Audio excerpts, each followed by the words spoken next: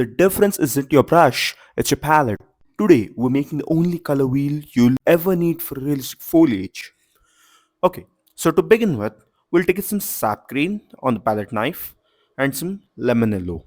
Let's see what we get by mixing these two colors together. Look at that. Add some more of that lemon yellow, and look at that, we get that beautiful bright green color, which is very interesting. This shade of green is very helpful for painting foliage that is bright by itself, but the light is not falling on it. Now let's see what do we get by mixing some sap green and some yellow ochre. Let's see what we get. Look at that, we get a warm green color. So if you add in lemon yellow, that increases the brightness of the green. And when you add yellow ochre, you get the warmth. Now let's do something interesting. Let's take some sap green and place it over there, and take some lemon yellow. And what if we throw in some yellow ochre into that same pile of paint? Look at that. When you mix that, you get a green, the shade of green, which is bright as well as which is warm.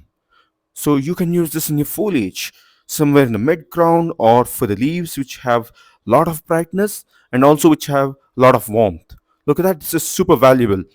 Now let's take in that shade of green which we mixed by using sap green and lemon yellow. Take that pile of paint and let's put it there.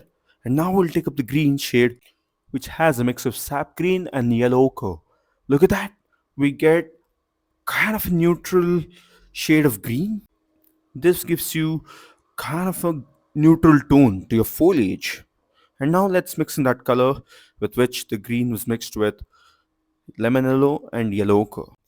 Look at that, that adds extra warmth to your foliage.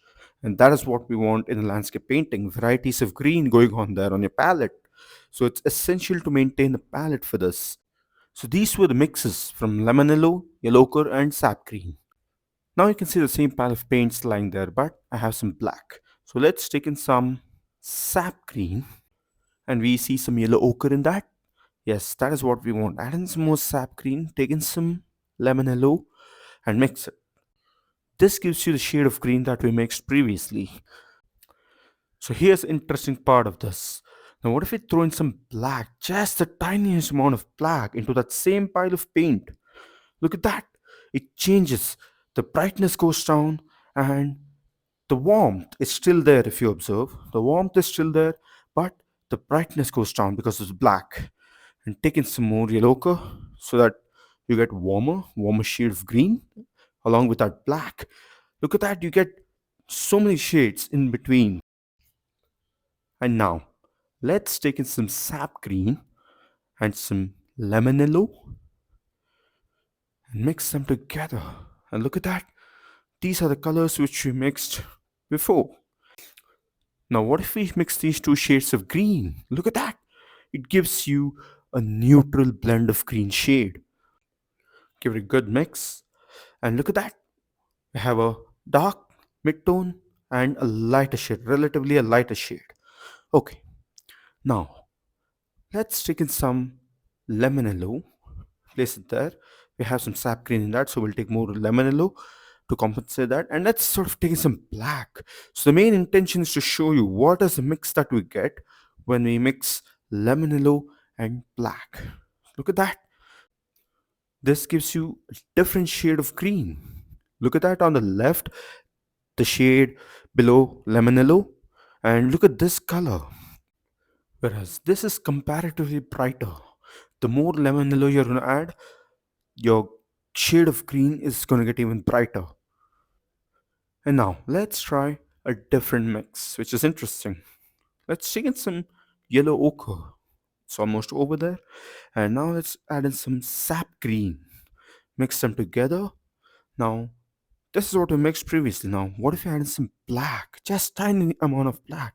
You can use very little amount of black because we don't want it to be completely black. And now we'll take in some white and mix it with that same color. So this is helpful for foliage behind the mist and also for dry leaves. Look at that, this is super valuable for dry leaves. Not every leaf will be the same shade of green. Look at that, we can add some white to this. So we are getting a dry version of the same leaf. Look at that. Now this shade gives you the shade of a dry leaf. And even in this, you may add in some white. That's it. Now, if you would have observed, one pro tip what I can give you is usually dry leaves are not bright, they don't have vivid colors, and they look faded. So you may get that gray shade by bringing black and white. That's a trick. And now we'll get some sap green and some white. Look at that. When we mix them, we get kind of, it's not too warm. It's not warm. Usually sap green is warm on its own. Look at that. When I add more sap green, you can see the warmth building. When you add in white, it nullifies that. And now let's switch gears to an interesting thing of this video. Look at that. I've just used sap green and lamelo, and I've just blocked in just black color to indicate some foliage. Okay, you can consider this to be a mid-ground tree or mid-ground mountain with a lot of trees. It's not only about getting the texture right, it's also about the color, the shade of green, the variations in the green that you get. Now I've added some yellow ochre, and also I'll be mentioning that at the top so that you get some clarity on how to mix the colors. Okay, now I've added some white, just some white. I had all these colors next to me, just adding them in the slightest amount. You can make these subtle changes so that you get some variation, and that small variation is what's going to bring in that effect. Slightest variations will bring a lot of difference. And now I've added just a touch of black. Don't add too much of black, because when you add too much of black, that color which you're mixing with black will turn into black color itself. So there's no point of adding too much of black. Just to dull it down, just take this simple thing. You're adding black to dull the color. For the foliage part I'm talking about, and you add yellow ochre for warmth, and you add lemon yellow for brightness. And also you can create dry leaves by mixing in gray shades with the green. You may go with the gray shade, take in some white and some black, get a gray shade, take it towards a whitish side or towards a blackish side, make it a dark gray, and later on mix it with the green. And if you feel that it's not completely dry, the foliage is not completely dry, you may add in some lemon yellow, which will brighten it. Not too much, little bit of that lemon yellow. And you want warmth, add in yellow ochre. Okay, so with this I end this tutorial. I hope you've enjoyed it, and thanks for watching.